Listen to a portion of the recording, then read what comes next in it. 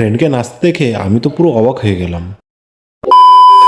তো বন্ধুরা, আমার নাম বিট্টু। কালকে আমার ফ্রেন্ডের রিসেপশন, তাই আজকে আমি বেরিয়ে পড়লাম ওর বাড়ির দিকে। ওর বাড়ি মালদার কালিয়াচকে। তো আমি বাড়ির সামনে থেকে প্রথমে অটোতে বাজারে চলে আসলাম। বাজার থেকে আর একটা অটো ধরে চলে আসলাম বেথুয়াতে। বেথুয়াতে রেল স্টেশন পার করে চলে আসলাম হাঁটতে হাঁটতে হাইওয়েতে এসে বাসের জন্য অপেক্ষা করতে লাগলাম। তারপর ফাইনালি আমার বাস চলে আসলো। তো আমি বাসে উঠে পড়লাম। বাসে উঠে একটা সিট দখল করে নিলাম। তারপর টিকিট কেটে নিলাম। তারপর বাসে যেতে যেতে আমার পুরনো হোস্টেল দিনের কথা মনে পড়ে যাচ্ছিল, যে আমরা কিভাবে একসাথে আড্ডা দিতাম, কিভাবে একসাথে ক্লাসে যেতাম। তো সেই কথা ভাবতে ভাবতে চলে আসলাম বেলডাঙ্গাতে এসে দেখি জ্যাম পড়ে গেছে, কারণ রাস্তায় ফ্লাইওভারের কাজ হচ্ছে, তার জন্য ওইখানে আমার 1 ঘন্টা লেট হয়ে গেল। তো কি করার, রাস্তায় জ্যাম তো থাকতেই পারে। তো আমি কানে হেডফোন লাগিয়ে গান শুনতে শুনতে চলে আসলাম বহরমপুরে এসে বাসটা এখন দাঁড়ালো। তারপর বাস আবার বহরমপুর থেকে ছেড়ে দিল। বহরমপুরে গঙ্গা পার করে আমরা বহরমপুরকে বিদায় জানিয়ে দিলাম। তারপরে আমাদের বাস গন্তব্যের দিকে চলতে লাগলো। আর এদিকে সন্ধ্যাও হয়ে গেছিল। তো আমি সন্ধ্যার